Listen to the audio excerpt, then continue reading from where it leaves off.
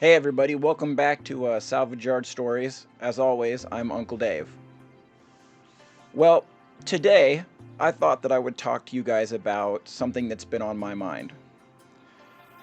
With all the stuff going on in the news today, with the presidential election, people having different opinions on religion, something kind of came to me.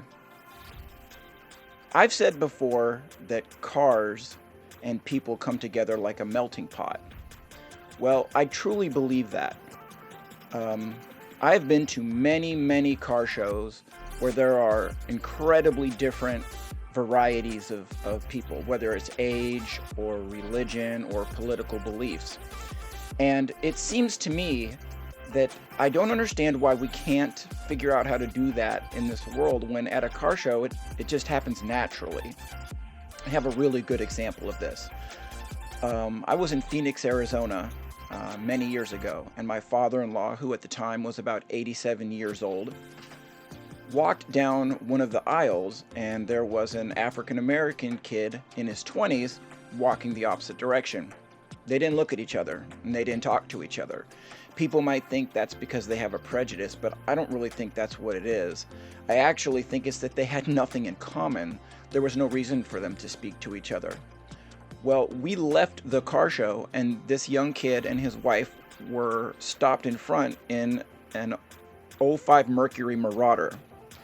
My father-in-law says to me, I think that's a Mercury Marauder, a car that he really enjoyed. So, because I'll talk to anybody, I walked up to the window and asked the kid if that was a Marauder, and he told me yes.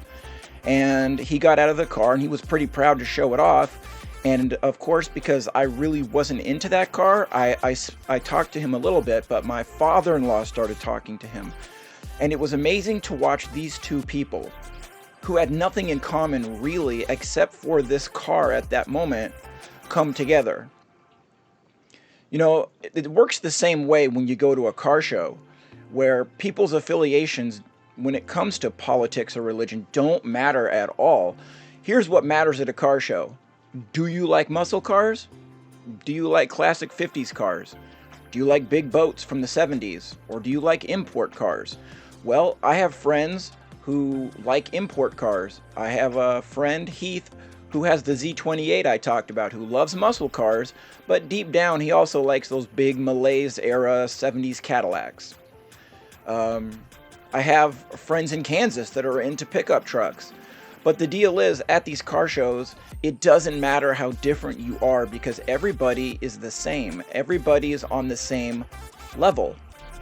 And when I think about it, I think about, working on a car in the backyard by yourself. And if somebody's into that, that's great. But working with a group of people it really is just amazing because you can bridge gaps that you didn't even know were there.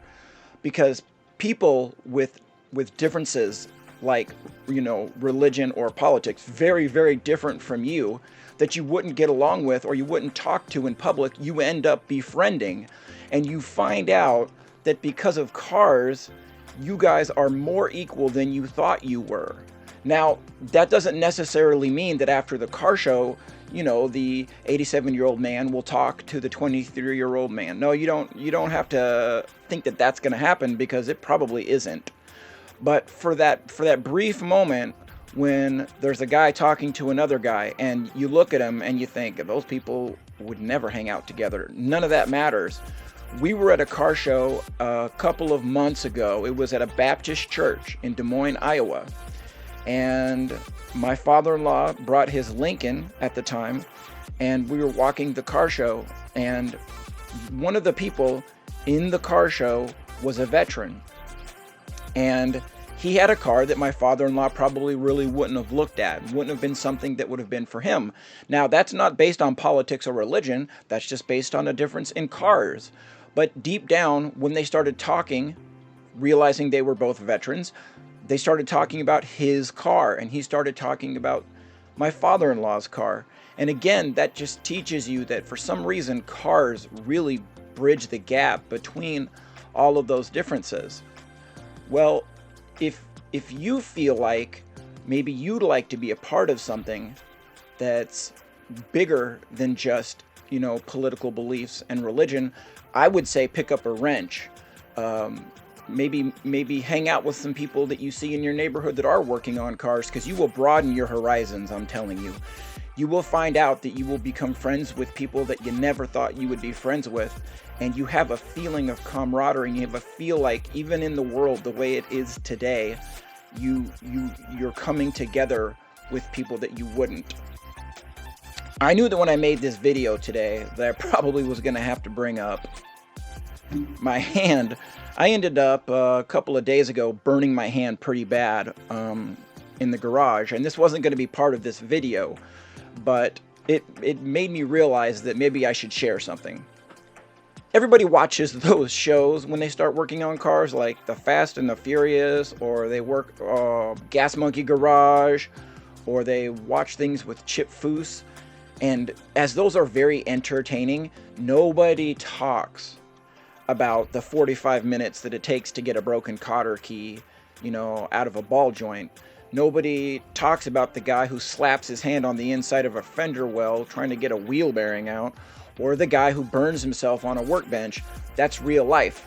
And when you do this to yourself, you have to decide whether or not it's important enough to stop or important enough to keep going, because I gotta tell you, like I tell people who come to the wrecking yard, if you're gonna work on cars, it's not a matter of if you're gonna get hurt, it's a matter of when. And you will find out really quickly how much you really want to work on cars after that happens. Myself, personally, I'm gonna continue. But just don't think about when you start working on a project that it's going to be like television, an hour's worth of restoring a car with commercial brakes. That's really just not how it works.